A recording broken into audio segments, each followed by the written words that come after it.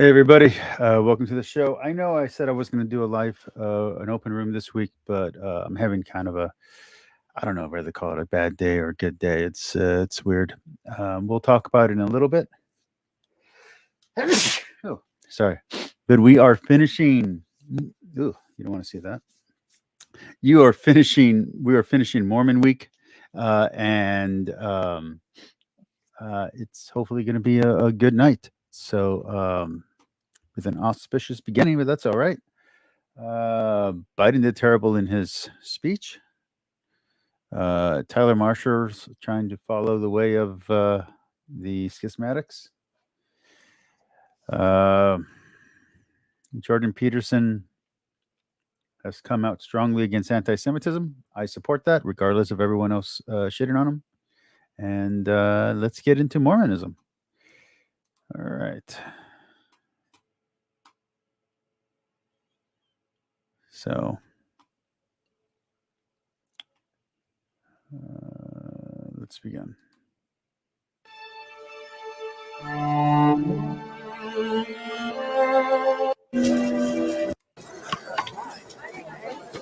No.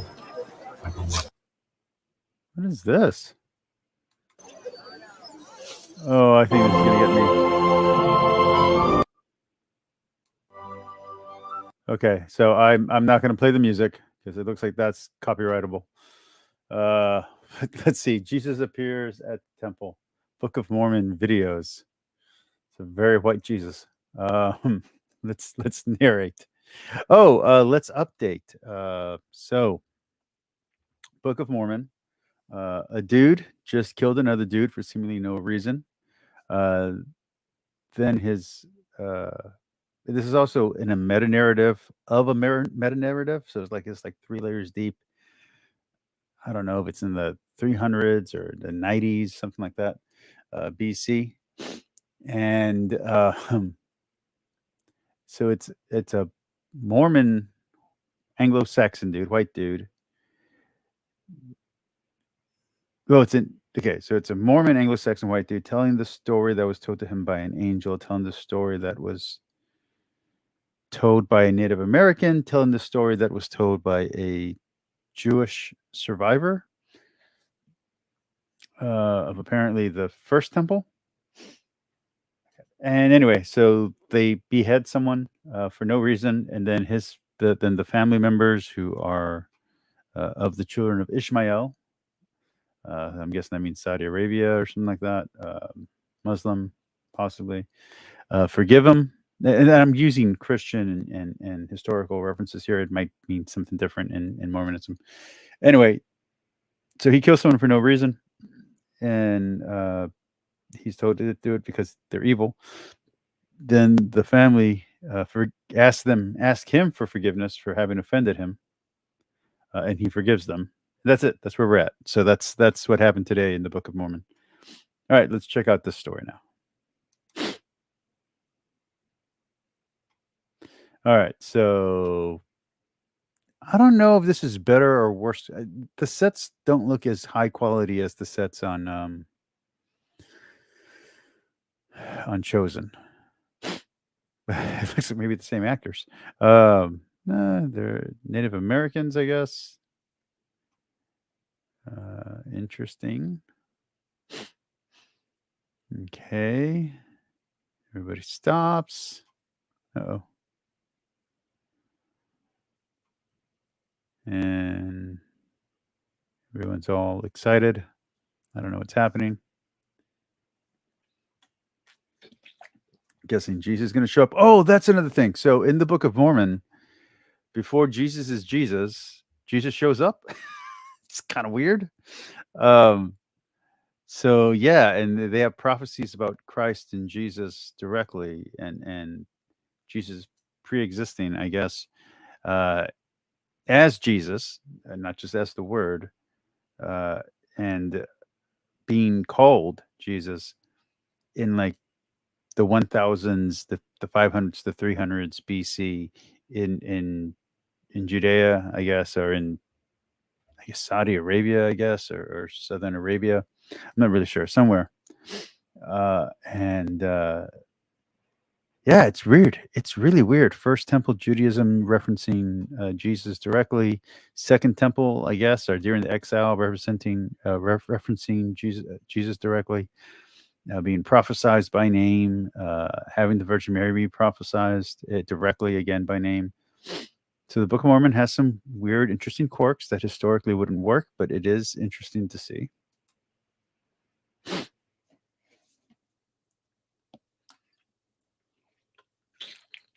When anybody wants to join in, go ahead. I'll start telling people to come in. Hopefully, you all can hear me. It's not just a silent room. Okay, there's Jesus showing up. Why does Jesus? Yeah, and in the Book of Mormon, he's very white and described as white. So that's another interesting little tidbit that I find really strange and a little bizarre. Not in a bad way, just a weird choice. Let me see. Here we go. Okay, hopefully that's a little bit better on the volume.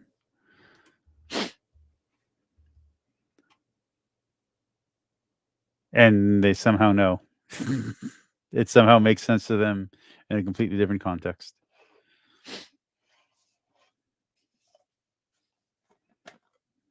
So I mean, interesting. Where are we at? Where are we at on this thing? I don't want to do 5 minutes of this. Okay, so Jesus shows up. Everyone somehow knows who he is without any cultural context. There you go. Okay. So, yeah. And I'm going to keep reading the Book of Mormon. So hopefully I'll finish it at some point soon and we can talk about it. All right. Let's jump ahead. Let's get into some scrolling around X and I was being spammed with Nazi content to an Ugh, she has music on. post isn't bad enough. Oh, it And it bothered me this weekend. I've been Okay. Hey guys, over the weekend I was scrolling around X and I was I being hope the spammed music's not copyrighted. with Nazi content to an unnerving degree. Not that one post isn't bad enough, but I've pressed not interested on so many anti-Semitic posts, it's ridiculous. And I'm not defining Nazi content by the liberal definition of Nazi, but real Jew-hating spam on X. Yeah, and it does exist. I've seen it myself. It's not good. It's really not good. I've actually seen whole diatribes, and even under some comments of mine, and I've had to block people. Not too many, but it has happened. And so, yeah. So it's been all over my feed. Not from people I follow, by the way, just random posts. It makes me think these accounts are being funded by Iran, honestly, but that's a topic for another time, and I have no evidence of that. And it bothered me this weekend. I've been stressed because we're launching Peterson Academy, and I've been working all the time, and I don't know why I would go on X to let loose, but bad idea. It should bother any reasonable person. So I tweeted out, And I'm playing this for those who don't know because I did a commentary on Lauren Chen's comments. So let's hear from the source. one of these posts and said a few things. So first there was this one. And then when I started getting attacked online for the first post, which I thought was obviously anti-Semitic and anybody would think so, but like wham, thousands of negative comments, I tweeted out this, which I ended up deleting because it wasn't worded properly, honestly. So let me clarify. I shouldn't have used the word censor. I should have been more careful with that word because it's not exactly what I meant. It's hard to believe that if I'm not over the top clear in my communication randomly on X, it matters enough that it can go viral. That's still weird for me. Dad obviously has the same problem. Most of my tweets don't go viral. What I meant was if I don't follow Nazis on X, I don't want their posts all over my feed. And the Correct. algorithm shouldn't be pushing these posts. Not that they shouldn't have the freedom to post it. I meant censor as in don't artificially push their posts. But there is also a legal line on that, and some things do cross the line into illegal, and they should be censored. And there's actually a whole problem of that going on YouTube right now in the comment sections of a lot of creators. So Michaela is not wrong on either front, and I think it's disingenuous and dishonest for people who are anti-porn and anti-LGBTQ expression to be using this comment as Michaela's pro censorship, Jordan Peterson's pro censorship. No, they're pro legal limits. Even in the idea of free speech, you still can't yell fire in a crowded theater. Once it endangers someone else, it's no longer free speech territory. That's just how it is. Not disallow users from posting whatever they want. So I should have said, I don't want Nazi posts pushed by the algorithm, not censor Nazis. There's a difference between freedom of speech and freedom of reach. So yes, that tweet I don't like that catchphrase, but that's all right. Didn't reflect my views as perfectly as it should have. I was honestly quite irritated by all the Nazis responding to my original post and not paying attention as much as I should have. Anyway. Has she lost even more weight around the face? Nick Fuentes, I don't know because I don't care, a well-known anti-Semitic boy, went after me along with his thousands of anti-Semitic followers because I said that people who use the hashtag filth or rats when referring to an entire nation of people should be censored. Like I said, this was after I got attacked for retweeting a medical doctor who had the original anti-Semitic post, retweeting it in a negative way. Again, I meant these people's content shouldn't be pushed by the algorithm. I shouldn't have said censored. And Nick Fuentes, I don't think you have to apologize for that. Responds with, your dad called me a rat. And I would like to clarify, I think calling individuals rats or whatever is fine, particularly if they are rat-like. I think it's different when you're referring to an entire nation of people as rats that have been The other way she could go is that, maybe her dad shouldn't have said that. Maybe he should have called him something else, like a racist bigot, instead of a rat. Instead of dehumanizing, just labeled him what he is. Subject to say Hitler less than 100 years ago, when the Nazis of the 1930s also referred to those people as rats as a tactic to. My hopes for monetization just keep going lower and lower and lower and lower. Breed disgust. So yeah, I think referring to Jews as rats is completely different than referring to Nick Fuentes as a rat. And if you can't understand the differentiation, I can't help. Social media really allows views to propagate unnaturally. If some of these anti-Semitic tweets were spoken in an ordinary public setting, the individual would be being punched. But then these views grow and their followers go out into public thinking everyone agrees with that view. I don't think freedom of speech is the same thing as being pushed by an algorithm. I shouldn't have to go on TikTok to hide propaganda pushed by the Chinese government, and I don't want to go on X to hide Nazi posts from my feed. Agreed. Nothing against Elon here. I think there are bots or fake accounts behind a lot of. I think it is bots. And like I said, YouTube is having its own problem with this. I don't know what's going on Kick.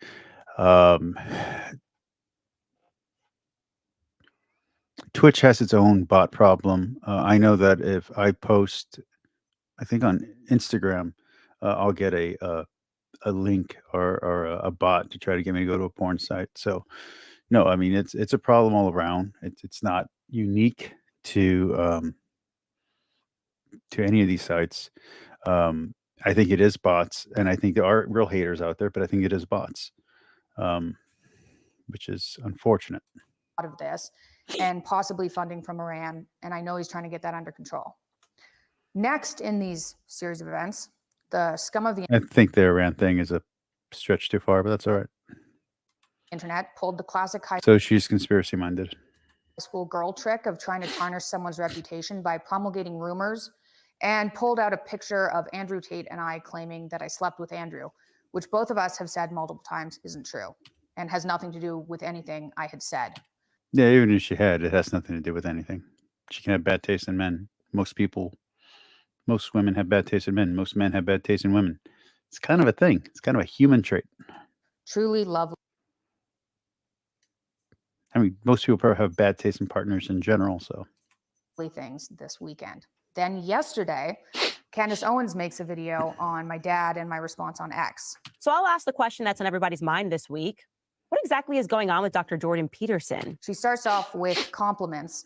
I'll be very clear that I do think Jordan shouldn't have ranted. He gave a really stupid rant earlier today. It's just not a smart move to rant on the internet.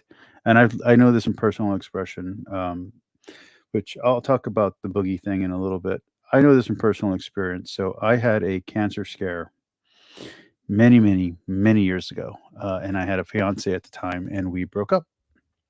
And I posted on at the time it was MySpace. I posted everything that was happening, and it hurt my reputation. No one hurt my reputation. I hurt my own reputation by doing that. Ranting isn't good. Don't get me wrong. You can say what's going on. You can talk about what's really going on in the world. You can talk about your real problems, but you shouldn't rant. If you're going to rant, you know, put it in writing, make it a book, edit it, go back and look at it later. And then after maybe like 10 or 20 edits, if you decide not to put it away, then go ahead and put it out there when it's really short, really condensed, and right to the point. It's not smart to rant online. Let me go ahead and kind of get into that real quick. Let's see. Come on, where's my Jordan? All right, so maybe he deleted it. I don't think we're that lucky.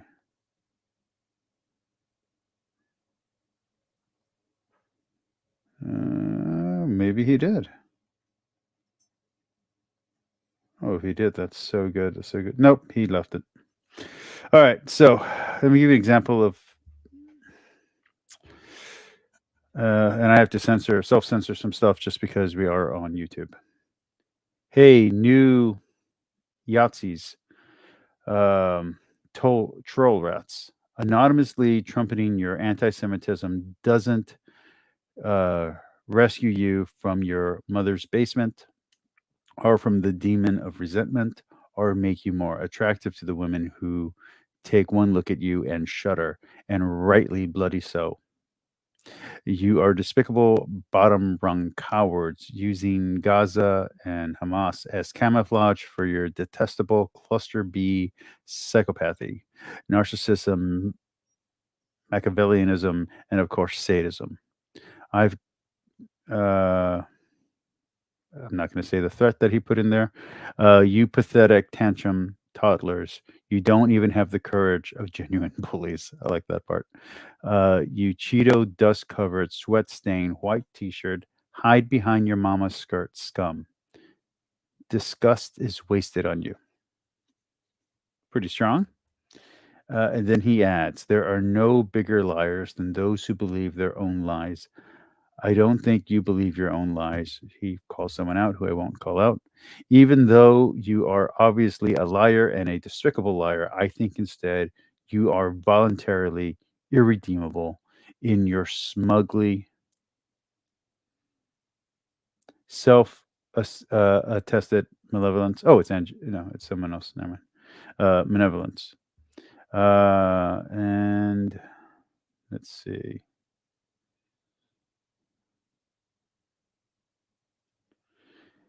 Let's see here. And then Lauren Chen chimes in. I'm not really worried about her right now.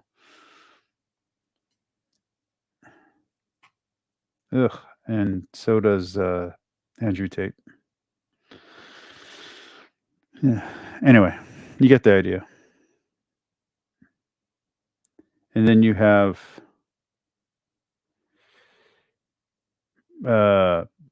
gropers doing anti-Semitic tweets, really ugly, gross ones about.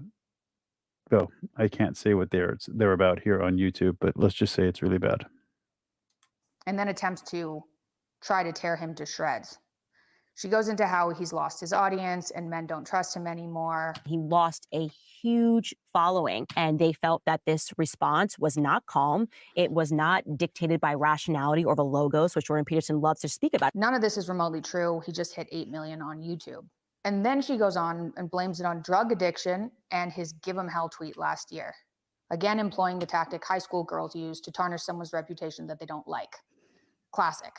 So she starts off with, he's always been really nice to me. I obviously have met and worked with him. He has always been extremely kind to me. So nothing that I'm going to say should be taken personally. And segues nicely into laughing at. No, she's backstabbing him. She's a backstabber. She can't be trusted. She's a snake and a grifter. It is what it is. An anaphylactic reaction to sodium metabisulfite. Here is what he said. He said that it was due to the fact that he had consumed some apple cider. Take a listen. But I So- didn't want to not do it because Apple cider. Like what was it doing? sulfites in it. What was it doing to you? Oh, it produced an overwhelming sense of impending doom. And I seriously mean overwhelming. Like there's no way I could have lived like that if that would have lasted for. See, Michaela knew by that point that it would probably only last a month, and I was like, A month yeah, from a month. cider. Oh, I didn't sleep that month. I didn't sleep for 25 days. I didn't sleep at What? all. I didn't sleep at all for 25 days. How is that possible? That should I'll tell kill you how it's possible. You lay in bed, frozen in something approximating terror for 8 hours, and then you get up. Oh my god. Oh yeah, not And good. this is So- from cider.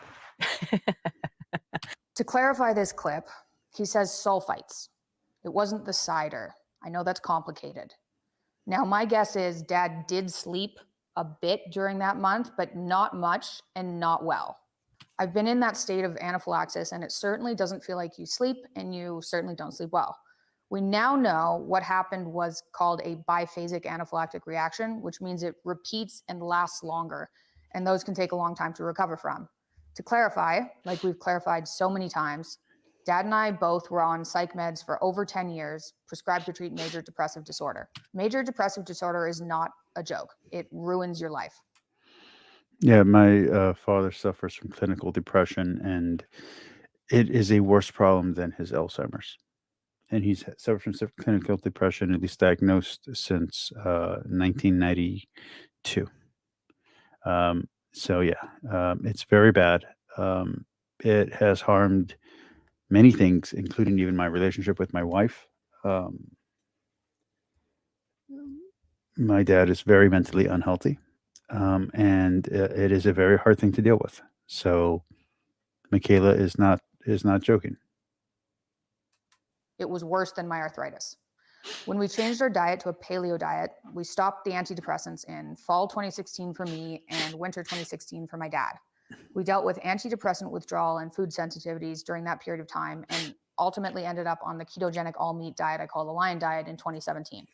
She also scoffs at that. He was struggling with an addiction to benzos prescribed to him after a violent reaction to a strict meat and greens diet. Okay. Even though the ketogenic diet is now being used to treat psych disorders by a doctor at Harvard and is a cutting edge treatment for metabolic disorders. I know it's complicated. So we had stopped needing the antidepressants because of dietary intervention, but then we're stuck in this horrible situation of psych med withdrawal, which can take about 2 years to recover from after the medication is stopped. I got off of OxyContin after a year when I was 17, when I had my hip and ankle replaced, and it was rough, but it was a breeze compared to getting off of 10 years of psych meds. So that brings us to December 2017. To top off this psych med withdrawal, combined with sudden online stress and his university job at risk and the food sensitivity mess we were in, my dad and I are both extremely allergic to the preservative sodium metabisulfite, amongst other random things like peppermint.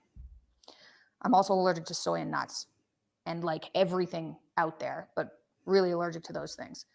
Sodium metabisulfite is a preservative that's commonly used in foods and medications and is also used in alcoholic apple cider. So while Dad was already off SSRIs and had been for a year dealing with antidepressant withdrawal with diet, while dealing with being canceled, he got hit with a biphasic anaphylactic reaction and we didn't know what it was. The cider with sodium metabisulfite was mixed into a meat stew we were eating, and we both had an allergic reaction to it. Dad's was way more severe. He ate way more than me. I had a bite or two, got nauseous, and didn't eat anymore. We didn't know this was before the meat diet. We didn't know we were allergic to sodium metabisulfite at the time. It took a And again, I'll get back to the boogie thing in a second. And again, so to save money, late last month, early this month, I tried to switch to whole grain oats and to oat bran for breakfast. That's it. That's all I did. I didn't add a bunch of sugar. My diet wasn't perfect, but I was working out and I was doing a lot of cardio and lifting heavy, which is what you have to do if you're type 2 diabetic and you're off medication. 2 weeks of oat bran muffins for breakfast, and my sugar shot up to 400. To give you an idea, at 10, 4, 12 for an extended period of time, meaning like for a day or two, you're in a hospital. You're going to be in a coma. It's not good. The normal human being should be below 100. I was at 400 in the evening, and my body shut down. So food allergies, the way your body responds to certain types of diets is very real. Going back to Boogie. So I'm going to give Boogie just the benefit of the doubt real quick. So when I had my cancer scare, I told people that it looks like it's cancer. I was bleeding from my stomach. There were bowls full of blood. Like every time I would go to the bathroom, there would be a bowl full of blood from the back, not the front. And it was very scary. The doctor said cancer. That's all I heard. Cut to 6 weeks later, 8 weeks later. I don't know. It was a few months later. I was on a prep pack, which is an antibiotic, an antibacterial, and a mild radiated pill. And I had shredded. Like I lost all my body weight. I was down to 155 pounds. I did not look good. And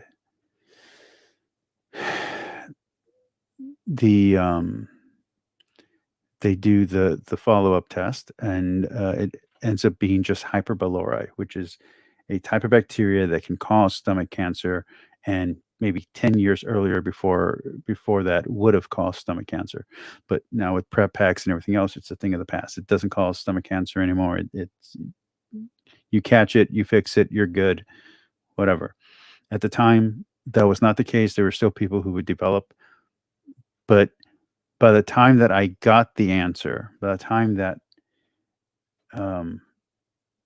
that I tested negative for cancer and negative for Hyper pylori, and there were no other causes to be found, I had already lost my career.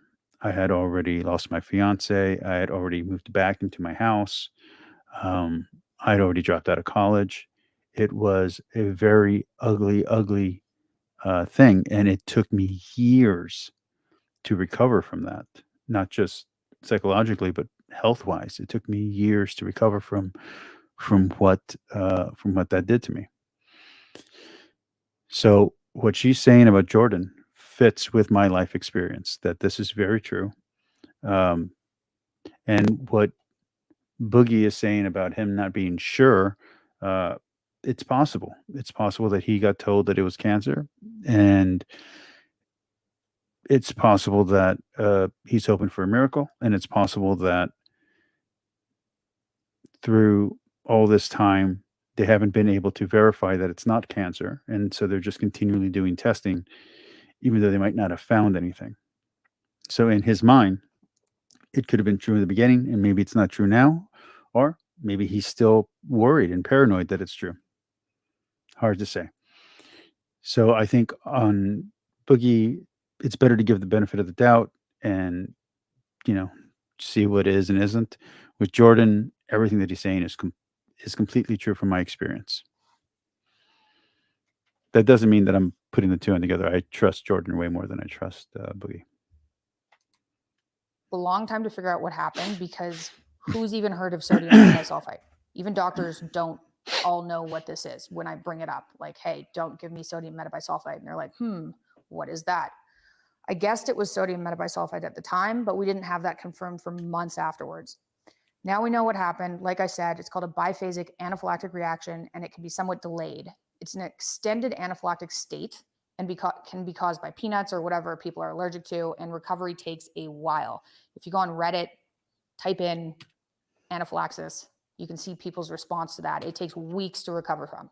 So you don't just eat something and like blow up like a pufferfish like you think you would in an anaphylactic reaction, which is why we didn't know what was going on. You eat something and in the next 12 hours, it worsens and worsens, and then you can continue to worsen, or it can happen again a few days after that. The doctors didn't know either, because the reaction was a bit delayed and it lasted about a month. We'd had these reactions before to a lesser degree because we're allergic to a lot of things in a really crazy way. We didn't know what they were called at the time, like I said, or how to treat it other than avoiding triggering one.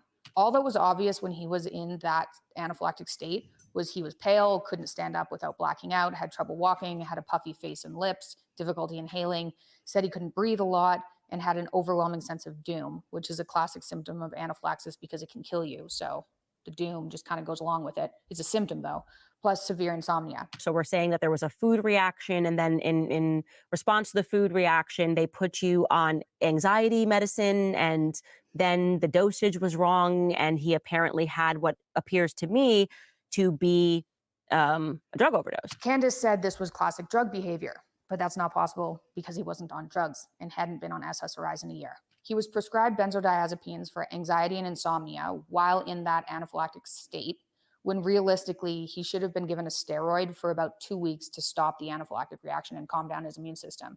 What we didn't know at the time was adding in benzodiazepines to someone already experiencing psych med withdrawal, which, like I said, can last a couple of years after stopping psych meds, is insanely dangerous.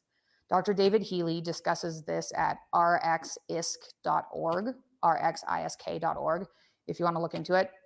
Adding in benzodiazepines when someone's in psych med withdrawal can result in akathisia. Being treated with multiple psych meds can cause akathisia, and some people just get akathisia from a random medication if they're super unlucky. Even certain antibiotics can cause it. It's severe and can be a deadly side effect.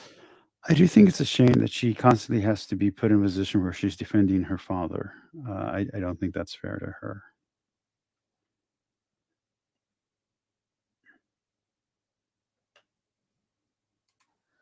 We didn't know any of that at the time because people don't know these things. After being treated for a biphasic anaphylactic reaction and having it misdiagnosed as anxiety, Dad ended up getting worsening and worsening akathisia over time. When Mom was diagnosed with deadly cancer, his doctor increased his benzodiazepine dose and the akathisia worsened dramatically. If this all sounds complicated, it's because it was, and it was a miracle we figured out what was going on in the first place. It took years to figure out. Doctors don't understand food sensitivities, autoimmunity, psych med withdrawal is only starting to get talked about. Using a ketogenic diet as a therapy for autoimmune and psychiatric issues is just beginning. And the fact that he was able to stay alive through all of that is a miracle.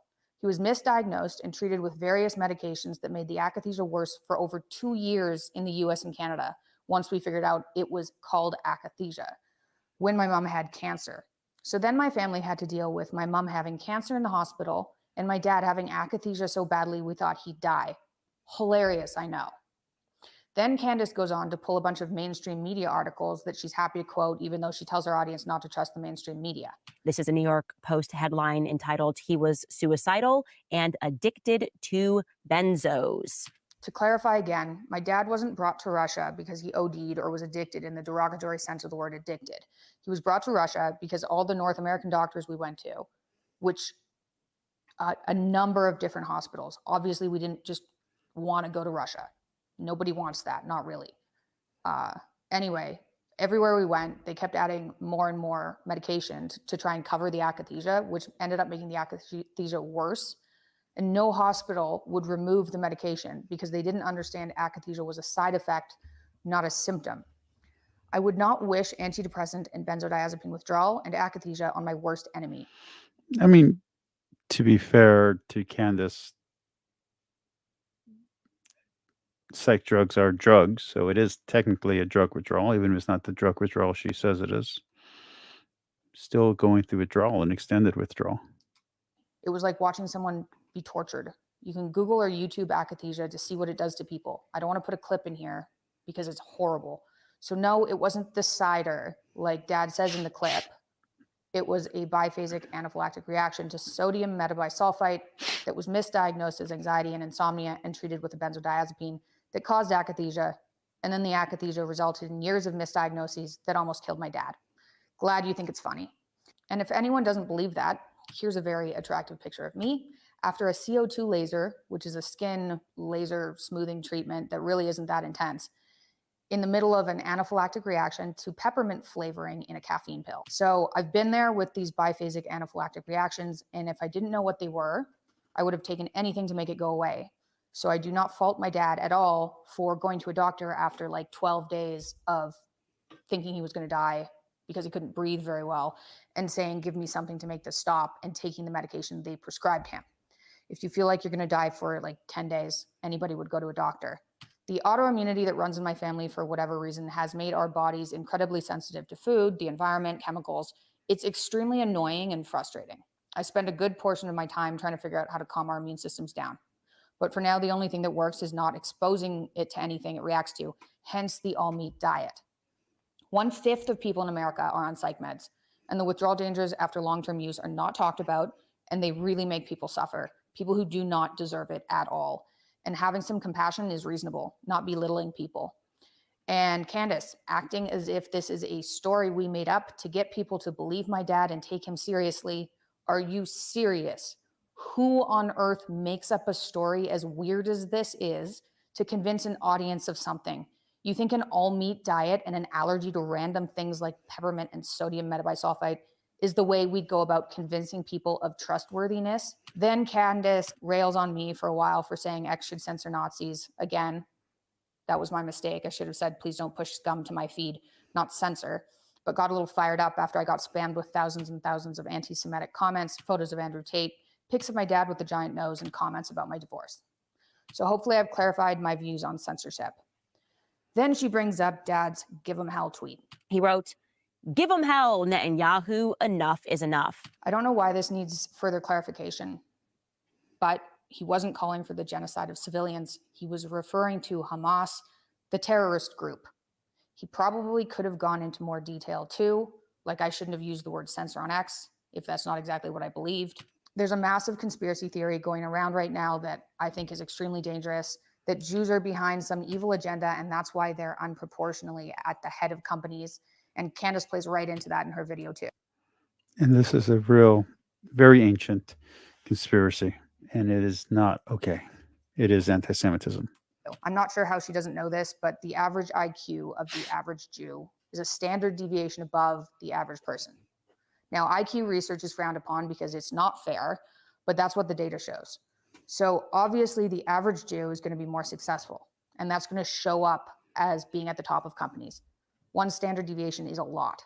Jewish people aren't just running the bad companies disproportionately either. They also run successful companies, the good companies, and have the most scientific achievements. It's really not that difficult to understand if you believe in IQ. And if you don't think IQ has anything to do with it, again, I can't help you. Read more. And people going, oh, well, now the anti-Semitism is different than it was in the 1930s and the thousands of years before that. Now the Nazis are the Jews because of what's happening in Gaza. Those people don't understand anti-Semitism. When the war broke out, I did an opposing views on Gaza and heard both sides. I'm not talking about Gaza. I'm talking about the rising anti-Semitism we're seeing everywhere, in universities, in random attacks in downtown Toronto. It isn't just about protesting a war anymore. It's about attacking Jewish people in other countries for being Jewish. It's insane. Protesting a war is one thing. Attacking Jews in other countries for being Jewish is another. Anti-Semitism is a resentful, stupid, poisonous ideology, and I'm not for it. So I wanted to pop in here real quick to address the X posts, clarify my position on censorship, and respond to Candace. All right, that's good. Let's go to the next one. Okay, now this one I found interesting, and I hope maybe, who knows if she'll see my video. I hope she sees this video, at least this part of it. Complicated relationships. See, I never grew up in an overtly religious household, but my mom did Again, background music. Hot dog it. take me to church a few times between No the music, people. Stop putting music in your videos, please. Especially if you want it to go viral and you want people to comment on them. No music.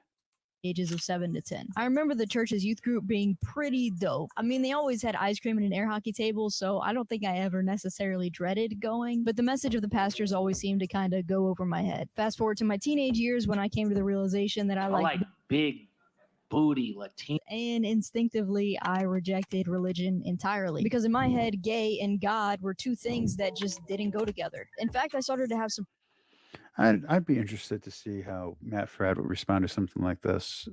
Not Trent Horn, because no. But Matt Fradd, I'd be interested to see how he responds to something like this.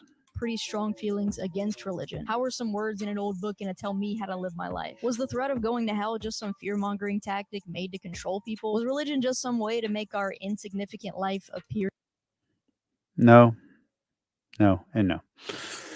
significant? I didn't feel comforted by any of these ideas and started to feel like all of it was just a bit of a scam. But recently, I mean, it sounds like you read it when you were a teenager. So, read it as an adult. You might have a different opinion. Recently, I've started to think about religion in a much different way. And I think what's led me to reconsider the potential importance of religion is seeing what the world looks like without it. My generation has And this is kind of a Jordan Peterson argument, so that's interesting. And a Hershey Ali argument. predominantly lost sight of any sort of God. There's virtually nothing connecting the members of Gen Z except for intense nihilism and infinite doom scrolling. We eat, sleep, scroll, work, and I'm going to die. fast There's forward no this strong set because of values. I do not want to get copyrighted. Let me see. Let's go to 1.2.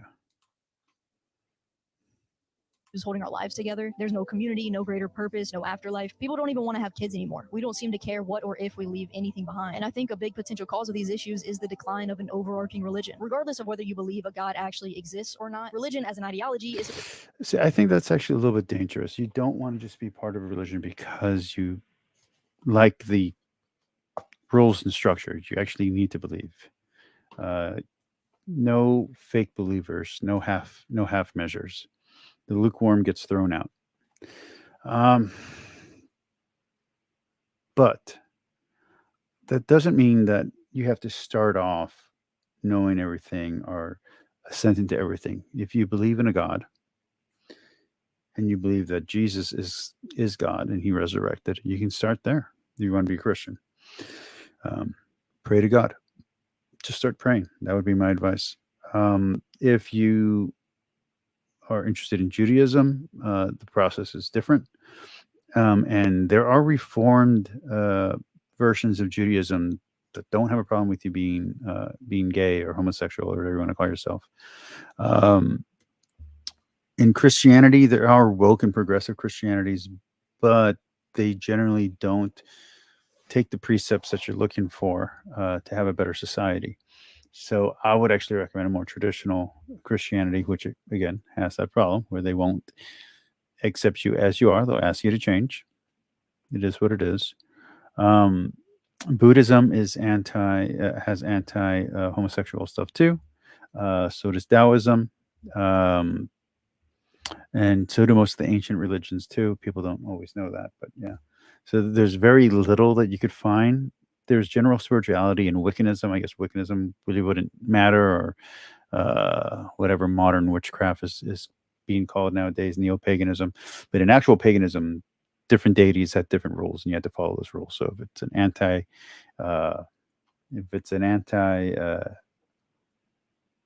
some of them are actually just pure anti-sex. But yeah. But you're going to say something in a little bit in this video that I think lands on where your misunderstanding might be. So let's go with that. supposed to provide a set of values that aids in the function of a society. It encourages being kind and generous to your neighbors because Yeah, but that's not the point of God. The point of religion. The point of religion is to worship God. That is the actual point. So saying thank you.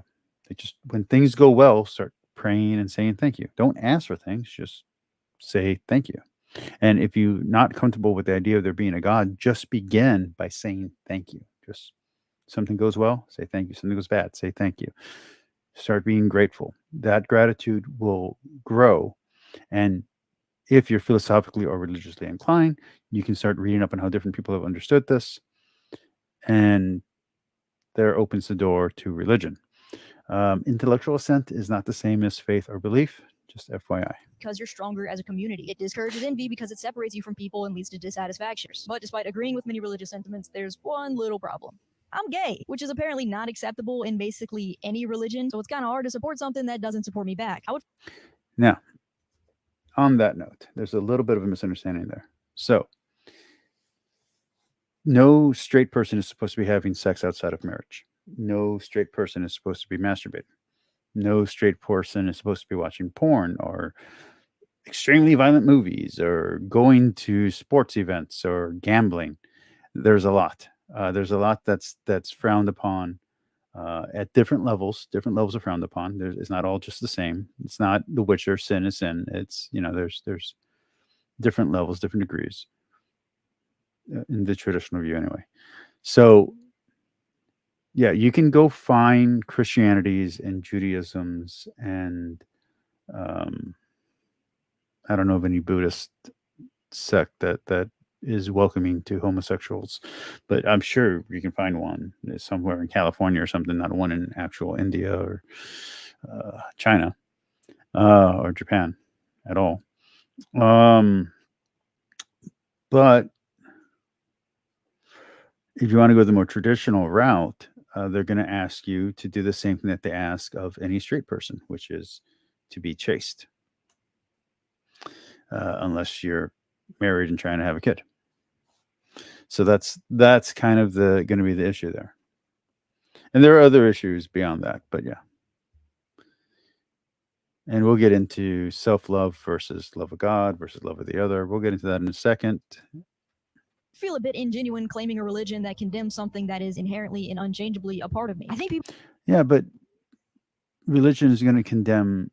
So original sin, the Christian view, is going to condemn something that's naturally a part of all of us. So that inclination to sin is something that's part of our nature. It's what some Protestants call sin nature. It's not really a Catholic argument, but not the point right now.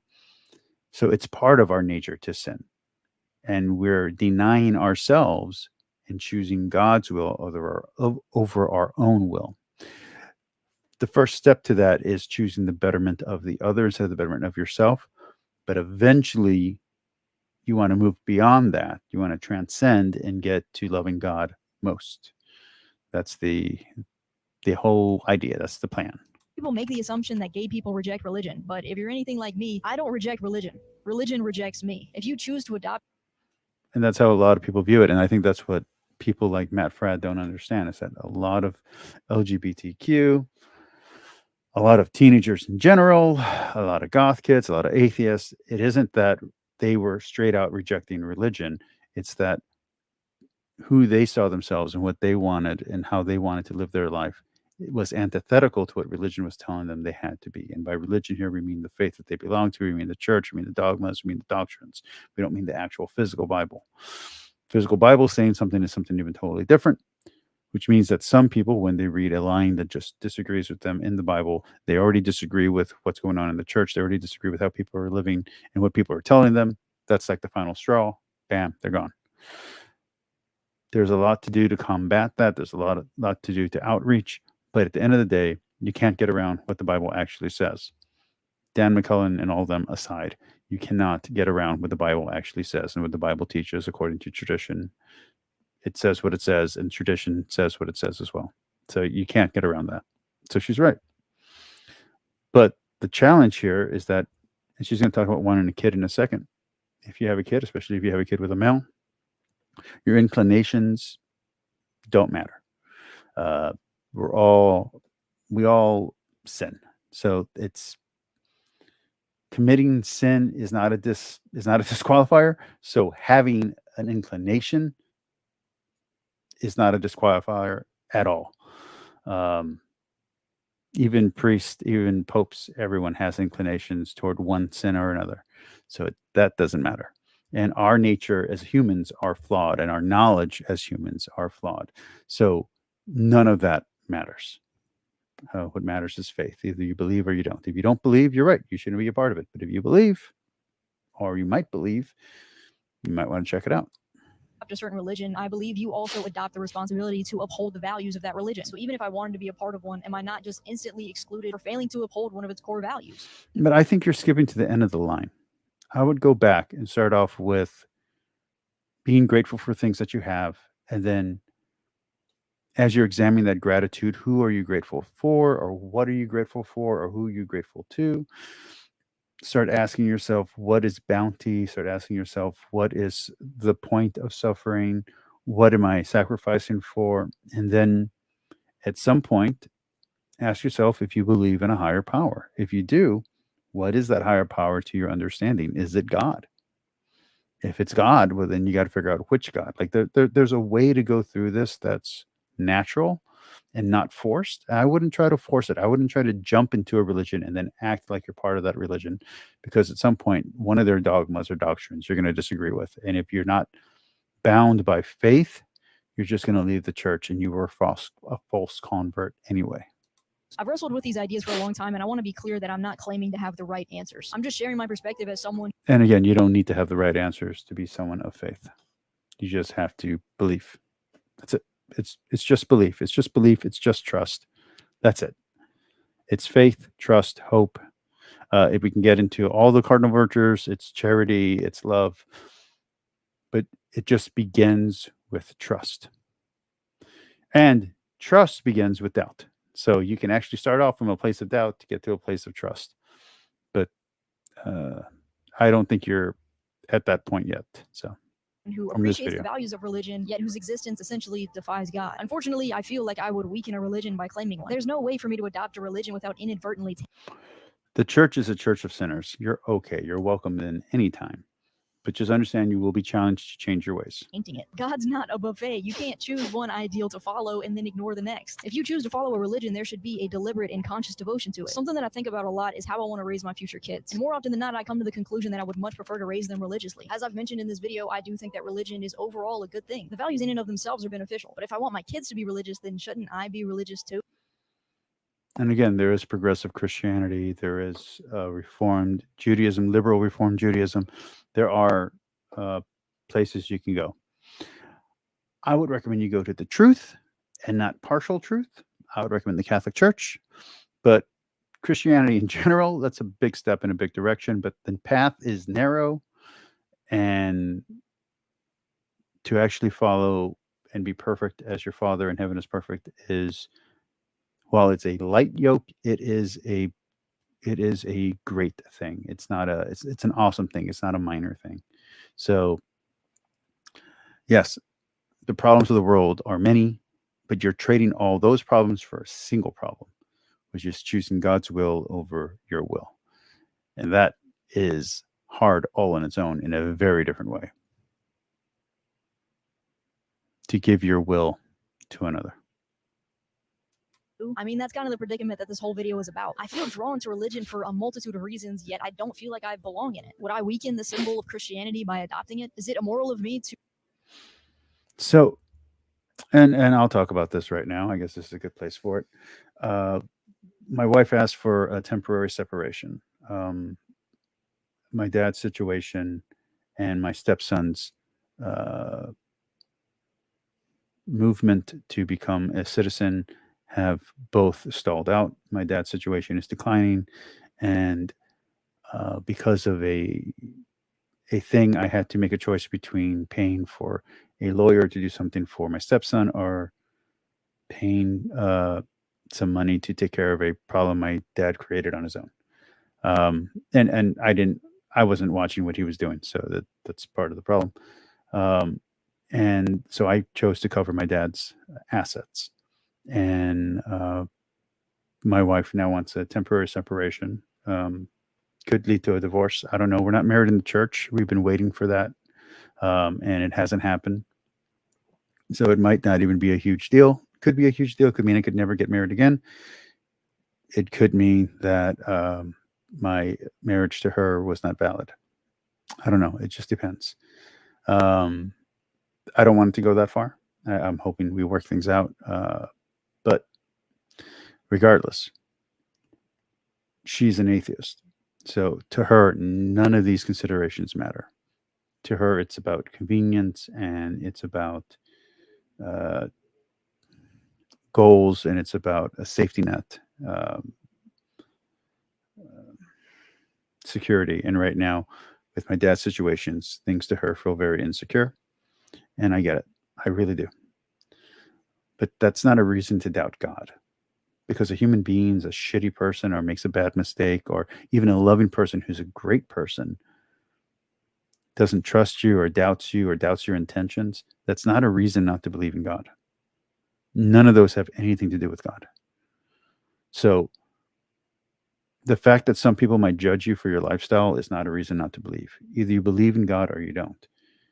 If you think there might be a God, then that's something you should explore. And if you want to explore it on this channel, you're welcome to. I have videos going back 7 years talking about religion. I got 11 years worth of videos here, but I got 7 years worth of videos talking about religion and my journey from being pre-Catholic to being, I was a lapsed Catholic, but I wasn't in the faith, to being, from being a lapsed Catholic to being a liberal, liberation Catholic, to being a free will absolutist, to being a religious, to meeting my wife, getting married, and becoming more and more Orthodox. That's lowercase o, and becoming more and more Catholic. That's capital C. So you can see that journey, and you can see my views change over time. I have not taken the videos down of me saying things that I no longer hold to be true. I'm keeping everything here. Like, the record exists. You can see how my views change, and a lot of people don't like that, but my views have changed over time, and I think that is something you might want to explore. And you're welcome to do it here with me. You're welcome to come on this channel. You're welcome to talk to me. My audience is very small, so I don't know if you'd want to, but if you do, you're more than welcome to come to my channel. You're welcome here anytime. To this person, I don't know the name of her. Finding Sky. So Sky, if you ever want to come on Alpha Centaurian's channel, I live stream Monday through Thursday every week. So come on by. And if you need an open room, I can close out my Streamlabs and open up StreamYard, and we can have a chat. To represent a religion that my sexuality is rejected in? I don't know, dude. I just find myself rejecting the apathetic, valueless nature of my generation. I've seen what it does to people, not having a greater purpose or anything to strive for. I was in the same boat for a long time, feeling like life was meaningless and like there was no point in trying anything at all. In theory, a lack of religion should encourage people to go seek their own meaning. But in practice, that's just not what happens. It's more like, oh, God doesn't exist? Great, I can do whatever I want. Then you get sucked into the endless vacuum of overconsumption and indulgence. Like, is this really a better alternative? I mean, she's not wrong. Who was benefiting from rejecting religion? I think my generation and those to come would benefit from a return to some amount of traditional values. Religion was once the foundation of society's ideals and morals, but now the media is the main source telling us what's right and wrong. And that's scary, because if you don't consciously choose...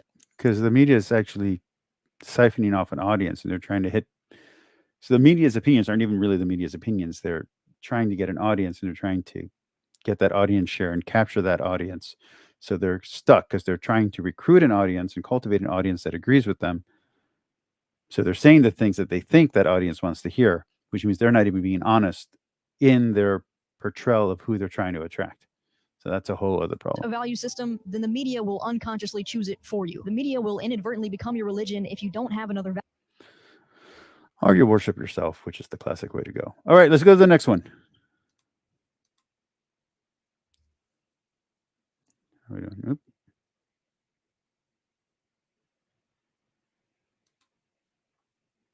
Ever told, shared with someone, the greatest story ever told, shared with someone in 10 minutes.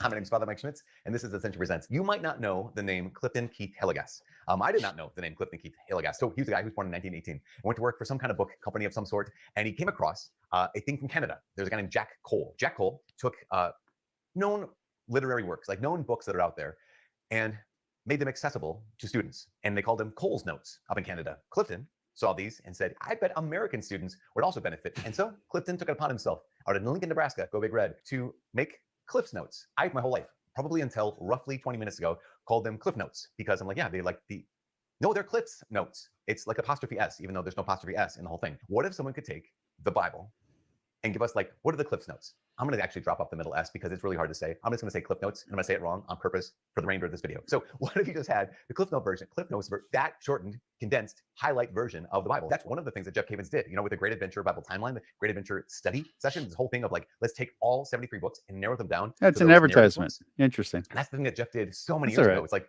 Jeff's Notes, the Bible. Now, at the same time, Jeff and everyone... For those that don't know, he works for Ascension Presents, and so they're the ones who produced that Bible. So this is an advertisement, but that doesn't mean that is necessarily bad. Let's keep going. And everyone who went through the Great Adventure Bible Timeline would have said, yeah, the other books are just as valuable, but sometimes you just want, give me the story, like give me the nuggets, give me the essentials. What are the main beats? What's the main point of the story? Now, obviously, the Word of God is never to be cut up and divided up or minimized. But sometimes when we want to like encounter God's Word for maybe the first time, or maybe in a way that is new, or even maybe through a particular lens that might give new insight into the whole story. And for those that don't know, that's when the reason I have that huge Bible collection, study Bible collection, is because of that. I wanted to see different people's perspective. I didn't initially have an opinion one way or the other on any of this stuff. I wanted to see what the Protestants thought. I wanted to see what the Lutherans thought. I wanted to see what the Calvinists thought. I wanted to see what the Baptists thought, Southern Baptists, Catholics thought, what secular scholars thought. So I just want to get a bunch of people's different opinions, what atheists thought. So I got different study Bibles that were directed toward different groups, and I got to see what notes were in common, what notes were different. And that's how I got all this knowledge initially before I started reading the Church Fathers, is that I was just reading a bunch of different study Bibles from different perspectives, specifically from different perspectives, to get different ways of interpreting the text and to see what seemed most true to me. And what seemed most true to me was the Catholic perspective. So A summary might be really helpful. Obviously, you could go through the Bible in a year or just read the Bible for yourself. And it might take you a whole that's another plug. That's another thing that he does. year. What if you were to summarize it into like something like the Great Adventure Bible Timeline? What if you were to summarize it even shorter into, I don't know, say 10 minutes? Well, we did here at Ascension is the Bible in 10 minutes. And basically what that is tell me what is the essential message of the story of salvation in 10 minutes. What would it be? We created a video, and it's not just one of these where I'm sitting there and talking all the way I'm sitting there and talking, but it's also animated. There's also movement. There's also kind of Let's check it out. Let's ignore his advertisement. How much should good car insurance? Let's see what it is.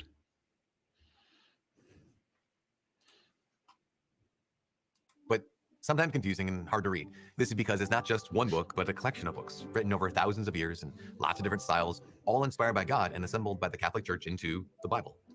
I agree with all of that, although I'm pretty sure some people would disagree that it was the Catholic Church that did it. But just remember, everyone who was Christian at the time was Catholic. So therefore, anyone who wrote the Bible by being a Christian, meaning the New Testament, was automatically Catholic. And the editors and the correlators and the condensers, everyone who did anything to the Bible, from editing to any of that, in those first 100 years to 300 years, all Catholic. Okay. So that's what we mean when we say the Catholic Church gave us the Bible. It's not that one specific bishop said this is the Bible. It's that Catholics are the one who wrote it. Catholics are the one who edited it. Catholics are the one who correlated it. Catholics are the ones who condensed it. Catholics are the ones who put it together, who gave us the Bible. That's what we mean by that. Meaning the membership, meaning the body, and who eventually canonized it way later. So yeah.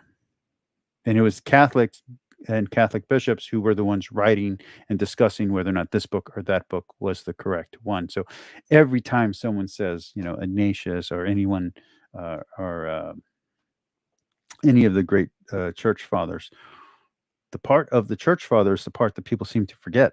Church father means that they were a bishop in the Catholic Church. So that's something that a lot of people don't understand, is that these were all bishops. These are all Catholic bishops, people in the hierarchy. Okay. Just FYI. So it's not like it's, some random person who just happens to be Catholic, but is the one who did this. No, these are people who were in the hierarchy of the Catholic Church who made all these decisions and had all these arguments. So just be aware. And we'd like to read it, but without a map, it's easy to get lost. But there is a narrative throughout the Bible that tells a single story, the story of God's plan for our salvation. Once we understand that story, we can Father Mike, you better not hit me for the music. Understand the context of every book of the Bible. So here's the story in less than 10 minutes. Naturally, it starts in the beginning. God speaks, bringing all creation into existence, both the spiritual and the material. All creatures depend upon God as the source of their very being at every moment, including his crowning creation, man. And by God's grace, Adam and Eve enjoy complete trust with him, with each other, and with all of creation. The world is an ordered reflection of its maker, a paradise of perfect harmony. But Satan, a rebel angel, tells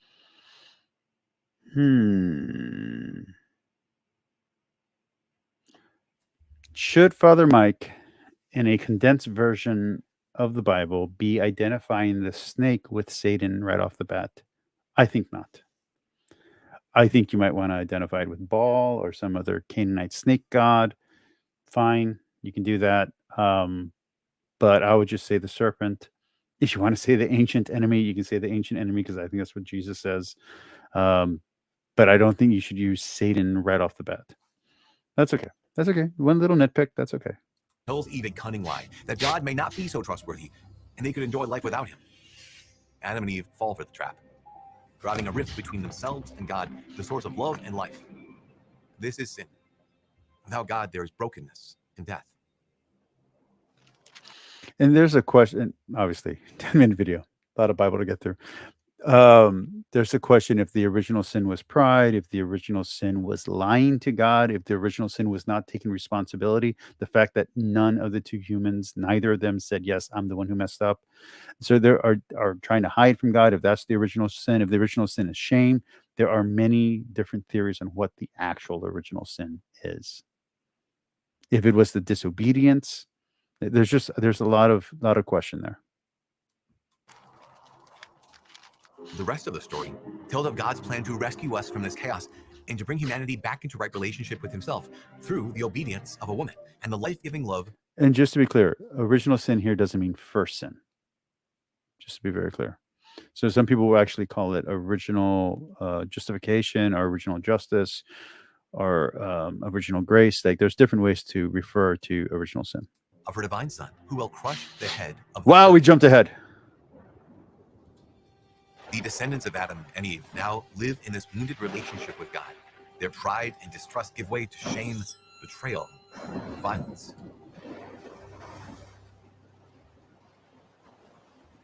Out of this chaos, God calls Abram. God's vision for the world was one great family to lead mankind back to union with himself. God starts with one.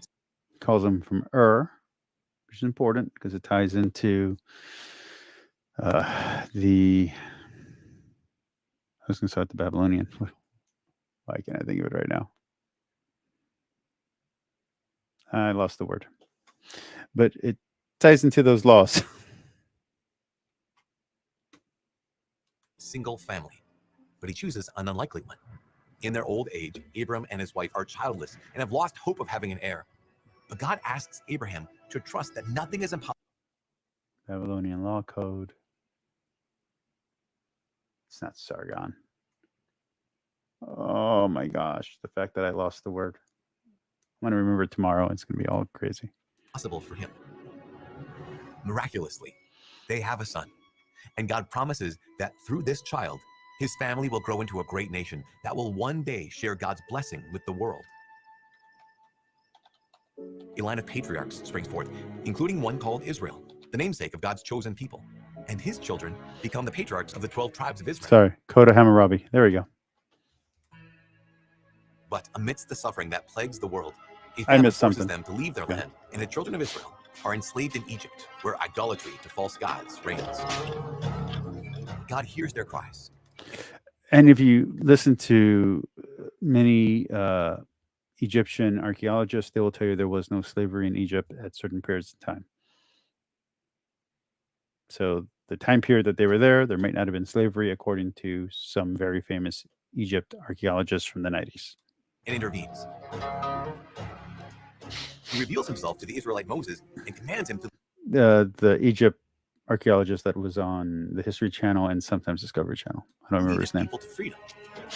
Moses becomes God's messenger, speaking into the darkness and calling his people to the light.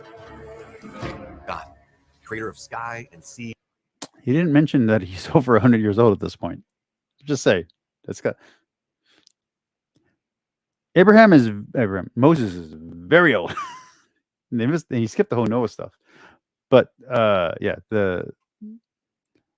Moses is old. I don't know if he's in his 80s, 70s, 100s. I don't know. He's old, man. He's not a young whippersnapper.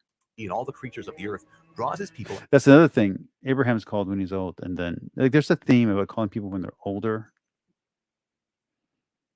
Not the young hero like you see in the other myths, but an older person is the one who ends up being the hero.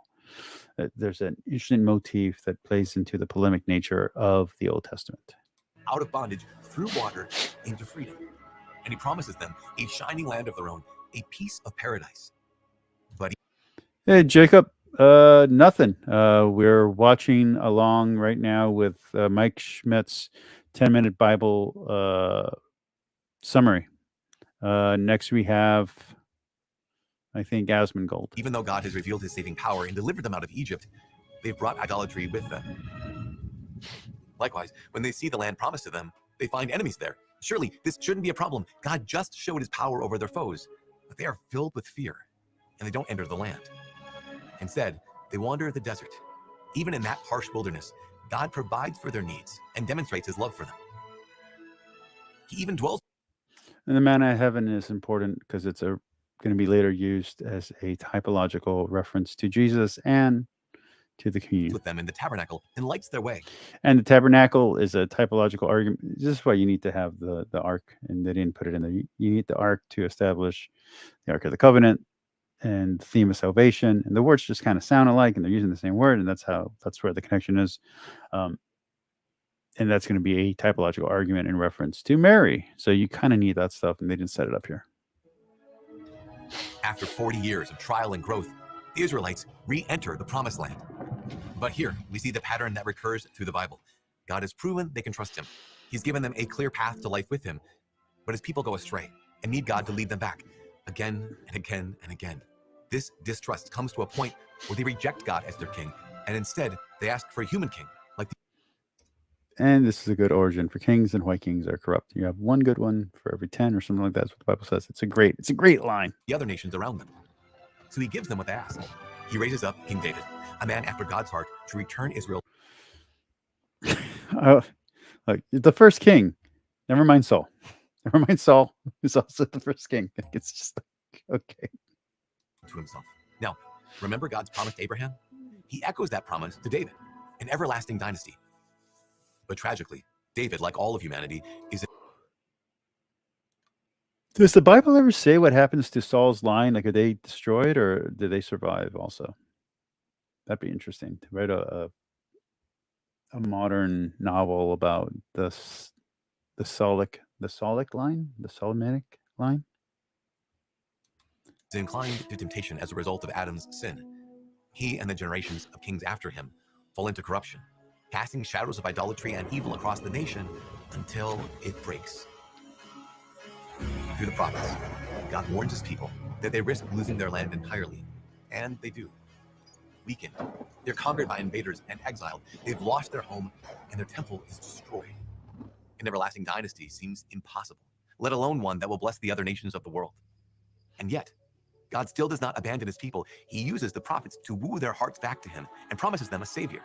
After 70 years of exile, God works in the heart of a foreign king who, against all odds, sends God's people home. They return. They rebuild Jerusalem and the temple. There's a remnant still there in Israel, still there in Jerusalem, I should say, and they don't get along with the people who returned. I'm just saying, that's also an important element. Their numbers have dwindled, and surrounding world powers continue to oppress them.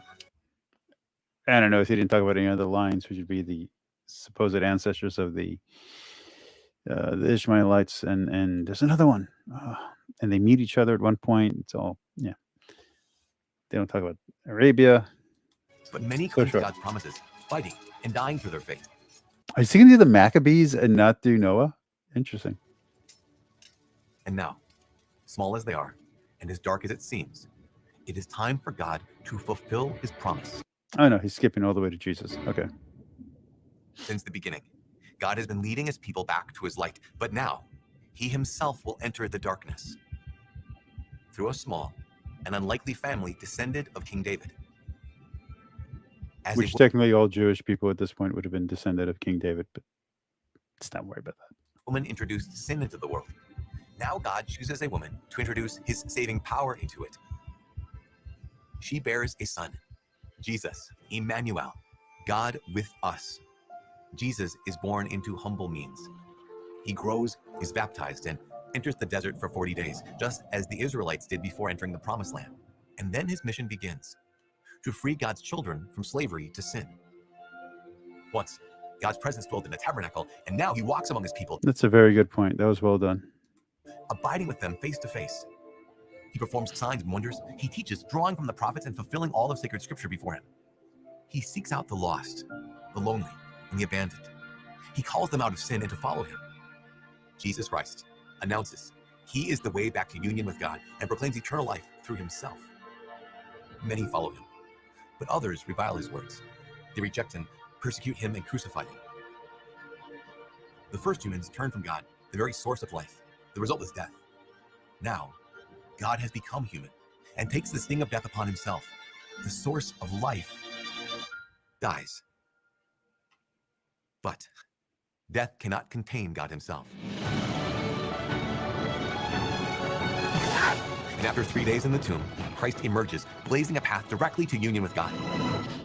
Many become witnesses of his resurrection and rejoice in Jesus, their Savior. This seems like the story's conclusion, but it's really just the beginning. Jesus empowers his followers with his Holy Spirit, and the church is born. They live out his Pentecost. mission. As Jesus was baptized, so too are those who enter the church, through which they are reborn into the family of God. This is the everlasting dynasty, not bound by death, and reigning eternal with Jesus on the throne. The church spread to the ends of the earth, blessing every nation, just as God promised. And now this story reaches you. Maybe you feel lost and your life is chaotic. But God is inviting you to be a part of the story he's writing. God wants to illuminate your life with this story and lead you to a relationship with him, page by page. In the Bible in a Year podcast, we take that journey. I'd love for you It ends up being an advertisement for an advertisement. to join me. It's all right. Okay, that was good. That was good. That was well done. That was good. That was fun. All right, let's get back over here, and let's do a little The bit of greatest Aspen story Gold. ever told. Oh no, is it not Aspen Gold? What are we doing? It's nice. Ah, my God, that's horrifying. The nurse turned Okay. That Mark's gospel was written first, and that it's all right, Tim. I was wondering. So, Tim Staples falls into an apologetical trap that he himself lays for himself. It's okay. I've heard it said that Mark's gospel was written first, and that it's based on the preaching of St. Peter. What I want to know is, are the other three gospels also based on the preaching of another apostle that's not Peter, or no? Right. Your question is a good one. Are all of the gospels based on input of the apostles, right? Well, yes. And in order for an inspired That might be no. The answer might be no. author to be an inspired author, one of the criteria was he had to be in contact with one of the apostles. Dan, Kip, anyone? And in the case of Matthew, Upline. of course, Matthew is an 1-800 call a scholar. apostle. So he is the apostolic source for Matthew's gospel. Mark, as you mentioned, This is all according to tradition, just FYI, not scholarship. it's not only the preaching of Peter, I would argue, Ryan, but the fact that Mark is said to be in for example, 1 Peter chapter 5, right around, where would that be? About verse, I want to say 14 and 15. It's right in there of 1 Peter. Mark is referred to as the beloved son of Peter. So he was a companion of. I know Jimmy Akin and Trent Horn can argue the scholarship. I wonder how Tim Staples would handle scholarship level questions about the veracity and the authenticity of the authorship of the Gospels of St. Peter. So it was certainly based on Peter's preaching, but more than that, you have a sort of very close friendship. Mark was kind of Peter's secretary, so to speak. And so he had intimate knowledge, very close relationship with St. Peter. So yes, Peter, and it's real. I will tell you this, Ryan, when you understand sort of the tradition behind the Gospels, it really helps in your study of the Gospels. Again, tradition. Matthew was, of course, written by Matthew, but it was also written in the context of writing to a Jewish Christian community. And you see that in Matthew's writings, Noah. It's awesome. For example, we know the biggest issue among the Jewish Christian community in the first century was over authority. I mean, they had a problem with what was called the Judaizers, who threatened to tear the fledgling church apart, claiming that for the Gentiles in particular, but for Jews as well, in order to be a Christian, you first got to be a Jew, and you got to keep the Jewish law and go to the temple and especially be circumcised and so forth. And when you see that, Matthew, you understand why. It was Peter who came in and put the hammer down on that false teaching at the first church council in Acts chapter 15. And so that's why in Matthew's gospel, you have such an emphasis. That's an interpretation. I'd love to see James White answer that one. More so by far than any other the apostles on Petrine authority. So you uniquely have in Matthew chapter 10, verse 2, Peter is called the first apostle. He comes right out and says it, protos, which means they're chief. He's the chief apostle. It's not first chronologically, because we know in John 1:41, Andrew was the first chronologically. I hope you're following me here. So Peter is declared there to be the first. That is the chief apostle. You have only in Matthew's gospel do you have, Peter walking on the water in Matthew 14. Only in Matthew 16 do we have the keys of the kingdom. Only in Matthew 17 do you have Peter throwing in the hook, catching the fish that miraculously has money to pay the tax in the place of Jesus. Right there you have vicar of Christ right there. And on we can go in Matthew's gospel. Mark's gospel, you have none of that. As you pointed out, Ryan, because Mark gets the substance. Okay, that's a good acknowledgement. That's an honest acknowledgement. Okay, this is good. Of his gospel from Peter. And Peter, we know, was an extremely humble man. So you don't have any of the Petrine text there. What you do have is Peter emphasizing all of the apostles. We would say the college of the apostles and their authority. And you see that in a special way in Mark chapter 6, when we have the feeding of the 5,000. And then afterward, when, Jesus. Even if scholarship disagrees with him, he's so well versed in this. He's doing a great job. Comes walking on the water. You notice in Matthew 14, it's Peter who steps out and miraculously walks on the water. So smooth. Again, Matthew emphasizing Petrine authority. And then when he starts to go under, Jesus, in effect, says, nope, you're not going under. Get back up on top of those waves. And he supernaturally walks back to the boat with Jesus. I mean, right? But in Mark's gospel, look at Mark 6, 47 through 52. And it's incredible. What you see is all the apostles call out to Jesus.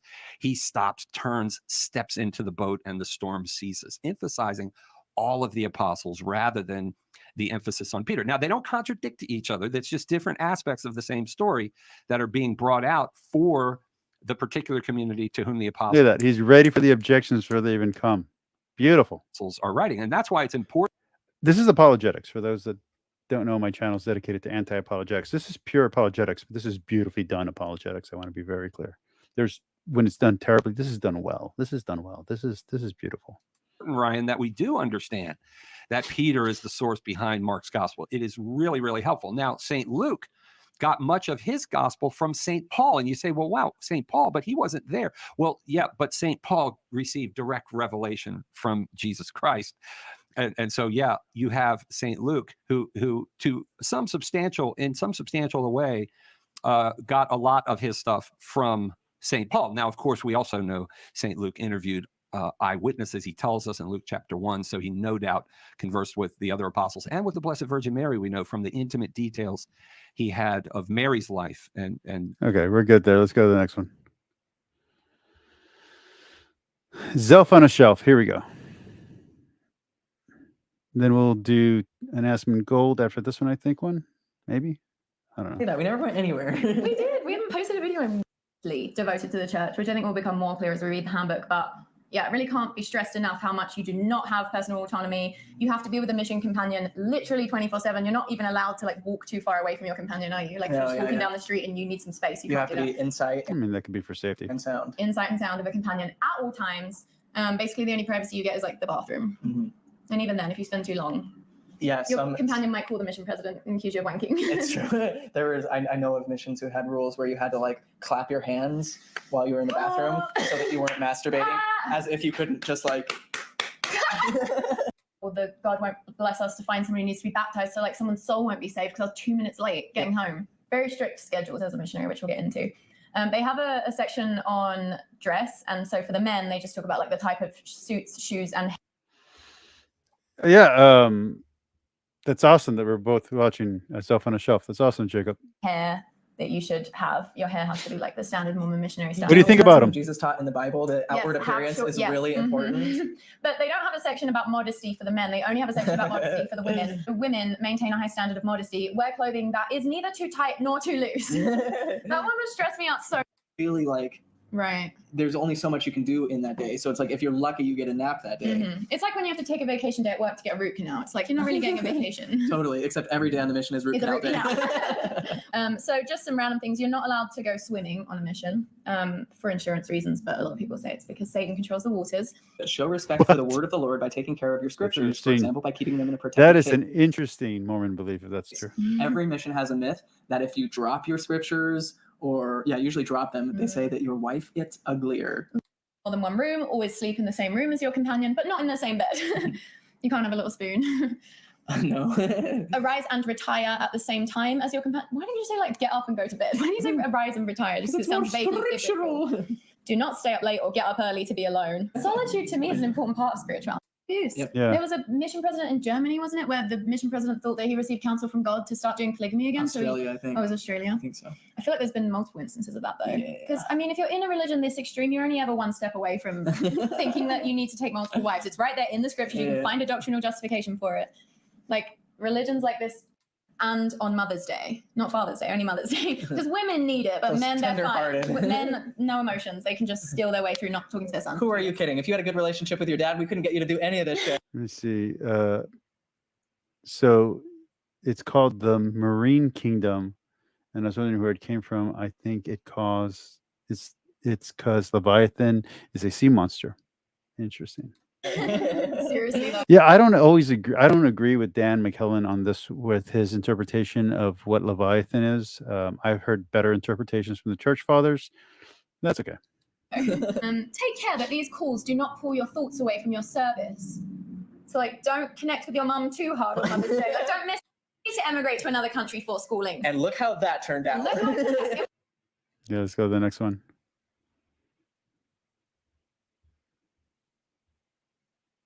Adrian. And we're the We're almost done. We're almost done.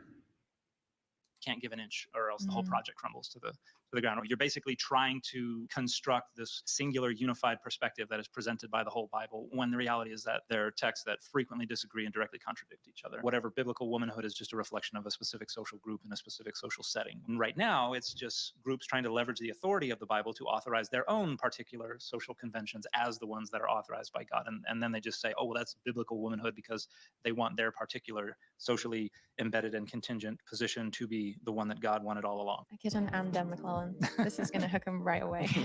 We're joined by figured something out. One of my favorite single panel. That's a cartoons different that guy, came out, right? a That is a Farsight different guy. cartoon, Is a couple of dinosaurs on a little Or is it mound the same surrounded guy? by water, and there's Noah's His hair makes him look so different every time. Ark off in the distance. And He one needs to says pick to a the look. other, "Oh crap, was that today?" That would have been Missed brutal to it. have missed out. You really kicked yourself. The period where I think college admissions were starting to recognize there was value in non-traditional students. I went to Oxford, and in the UK, they're a lot different about Super admission easy stuff. to get into Oxford. I also breezed in. No, I never. I turned it down. I was like, no thanks. It is very mainstream. Yeah, you got to be getting in on the Gnostic Gospels. Yeah, you probably haven't heard of them. I recently tried to read the Bhagavad Gita and kind of lost interest. There was this beautiful chapter I've read the Bhagavad Gita. It's really good. I like it. about how this man couldn't possibly go to war against his brother, and then the very next chapter was like, But what if why you you should though? What if you did? And I thought, damn it, this isn't going the way I want it to. Going back to the Tao Te Ching. Yeah, it was so promising. Yeah, academics that you have to correct yourself, right? Oh yeah, absolutely. And that's I don't pretend to be free from dogmas or biases or anything like that, but I try to be pretty open Fair. about them. Like the bias I always will acknowledge is all other things being equal, I'm going to give the benefit of the doubt to the less powerful group. There's always a bias with your own stuff. Like I don't think that's a good move. if I've published an opinion on something, I'm biased towards that opinion. I think going to the least powerful group is not a good way to figure something out. That's not a good call. It will hurt my feelings to be like, oh, I was wrong. The truth is the truth, regardless of whether it's. In fact, even the Bible warns against choosing the weak side over the strong or the strong side over the weak. You should do neither. You should be impartial as much as possible and be fair as much as possible.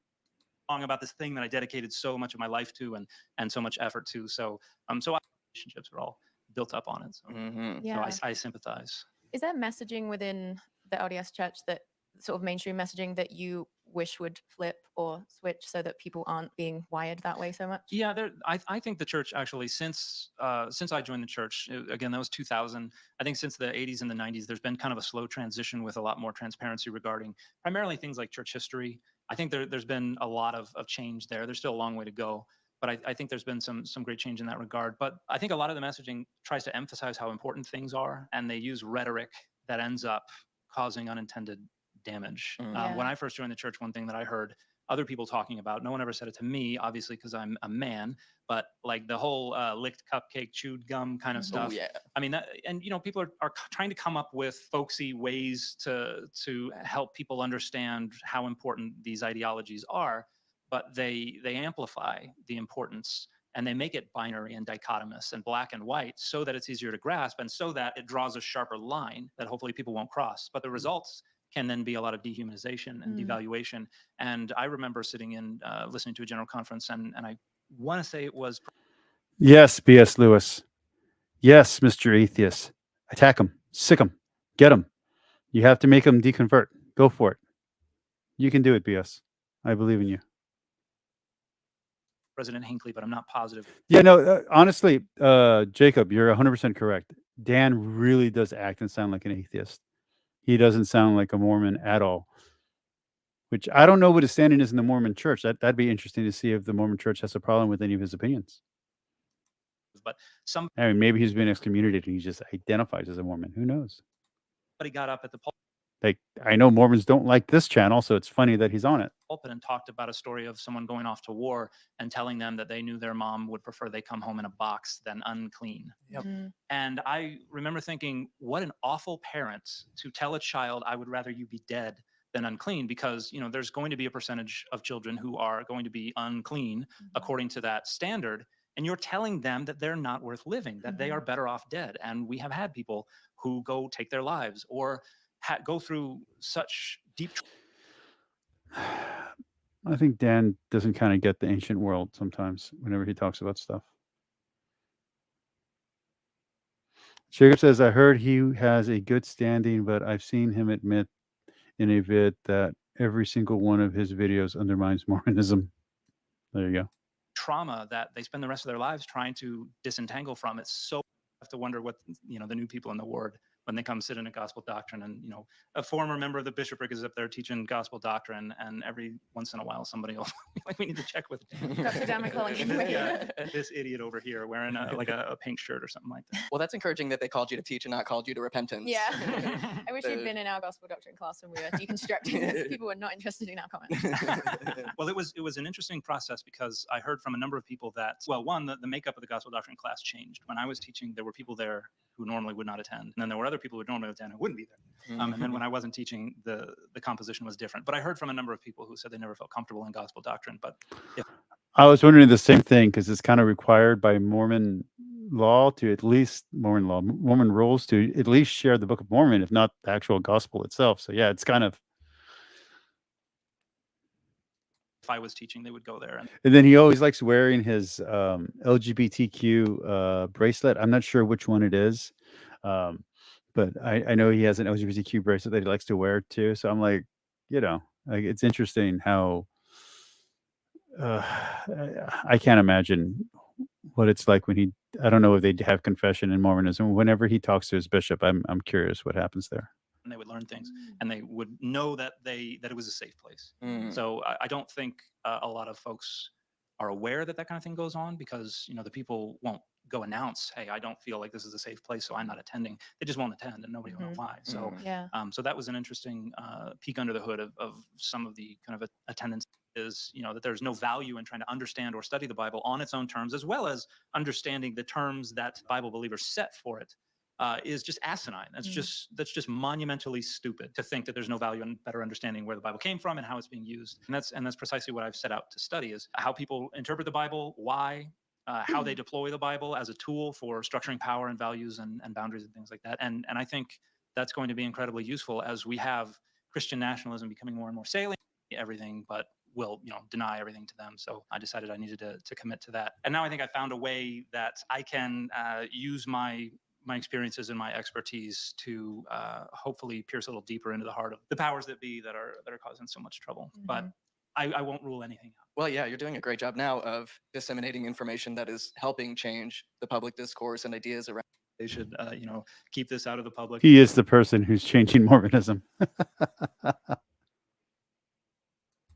And you were caught trying to bribe him, and now you're running to be a legislator, and you don't think that is disqualifying, and then us to one degree or another are just engaged in trying to protect our self-image and our social standing and the social identities that are important to us. And that's the reason that I think we get embedded in these kind of ruts and defend these positions. I'd say for Christians, it's also especially difficult because, and I know there's like analogous phenomenon in other religions, but the concept of the Holy Spirit that I think often gets muddled with that intuitive cognition, Yeah. where it's like anything that I feel is reflective of reality. Right, and you get that a lot particularly within the Latter-day Saint churches, or the Latter-day Saint Church, the Mormon churches, but also within broader Christianity, this notion that this is God telling me something, or that I think for Latter-day Saints, it's a little more programmatic that's what it is.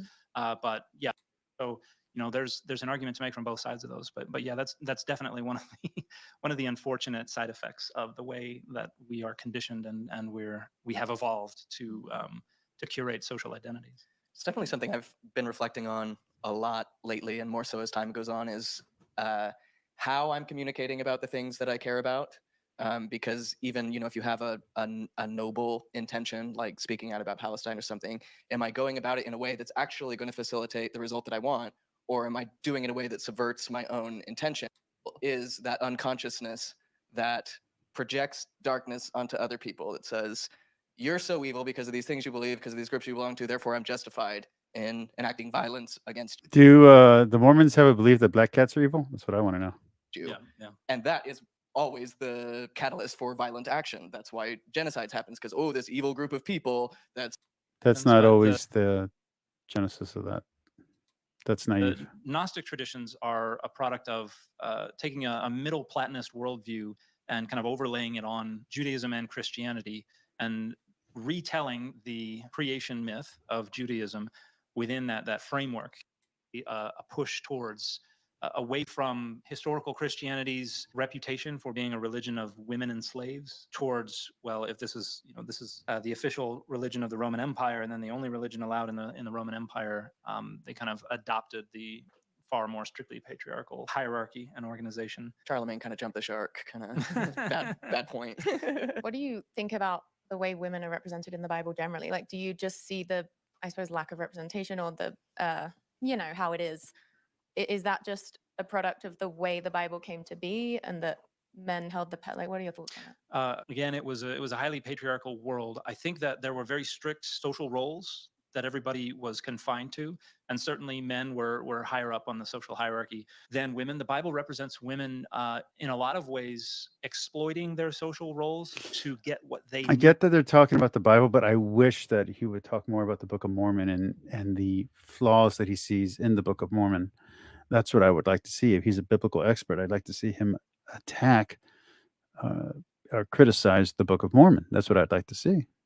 That's his belief system. Let's hear him turn that critical eye on his own book. I do that with the Bible all the time. I'm a Catholic, and I turn my critical eye on, and I look. He should do it to his own book and do it publicly. The society. So Judah and Tamar, for instance, she marries one of Judah's sons, reread the Bible to fit their own perspective. So I feel like that's kind of been, at least in my perception, the main approach to the Bible as like a prescriptive, authoritative text. Yeah. And we don't get a lot of alternatives to that. I feel like usually it's people like, this is what the Bible says, so this is therefore how history was, how the creation was, how things will be in the future. Right. Always, never, even though we see examples throughout the Bible of change and relativism among groups and authors, etc. It's all Dan and His dissertation was on Book of Mormon stuff. I don't know. Haven't read it. Oh, BS. I'm reading the Book of Mormon right now. I'm on chapter 8, I want to say. At this point. But yeah, I think there are some phenomenal moral and philosophical insights that Christianity could facilitate. But yeah, because for so many people it's all about power, I think that's going to get in the way for. I think one of the first things, and it's what my motto, Data Over Dogma, I think tries to get at, is treat everything as with scrutiny, and look for people who are presenting information backed up by sources and by data. And so, yeah, absolutely. I can't wait for that book to come out. I just submitted the corrections to the manuscript last week, so hopefully we should be getting a cover and pre-orders here before too long. Let's see. I didn't hear what book that was. Absolutely, theological issues. Cool. Can't wait to review it. Yeah. getting Let's some see what of, book it is. I'll you know, review they his have a book. bunch of good introductions to the books. I They have a reviewed bunch of good Bowman. explanatory I'll review notes. his. Some of them even have thematic essays in the back and all that kind of stuff. So when it comes to the Bible, I would recommend getting those kind of publicly available resources that have been provided by critical scholars. And I have a book myself coming out next year that'll be called "The Bible Says So." And Okay, so the Bible says so. Someone get me that book because I have no money. Someone buy it for me. I'm gonna go read it. I'm gonna review it, just like I reviewed the slavery book by Bowman, which was actually good. Go get it. It's a good book. I'll review Dan McKellen's book, and his scholarship does not come up to the level of a college dropout who has an associate's degree in the what do I have my degree in? I know it's philosophy. What is it? Humanity of Arts. If his scholarship does not come up to the level, the quality of a college dropout who has an associate's of Humanity of Arts in philosophy, we will make fun of him, and we will make fun of him a lot. So we'll do that. Someone get me his book for real. I'll review it. Okay, I now need to do some Asmongold because I promised I would do that, and I can't seem to get out of here. How do I get out of here? Okay, let's see what happens if I do this. Nope. That's not what I want.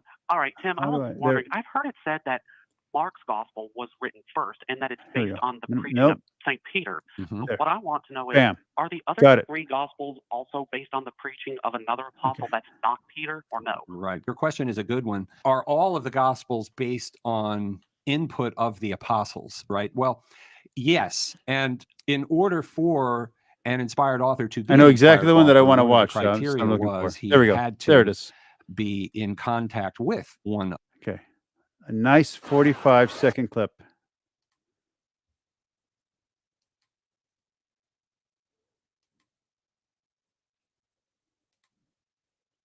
No, what do you do? Did he? Did Biden say the N word? And now I want to hand it over to the president of Ukraine, who has as much courage as he has determination. Ladies and gentlemen, President Putin. That's excellent. That's excellent. President Putin. I'm going to beat President Putin. President Zelensky. He also called Kamala Vice President Trump, which I thought was beautiful. I'm so focused on beating Putin, we got to worry about it. Anyway, Mr. President, I'm better. you are a hell of a lot better. And now, Look at the title. Biden speaks to NATO, aims to show fitness. Guys, I'm not sure he hit. I wouldn't have picked Vice President Trump to be Vice Oh, President. there it is. But I think she's not qualified. All right. That's excellent. Okay, we're done. All right, hold on. Let me turn this off. Anybody want to jump in, have a little conversation before I call it a night? If no one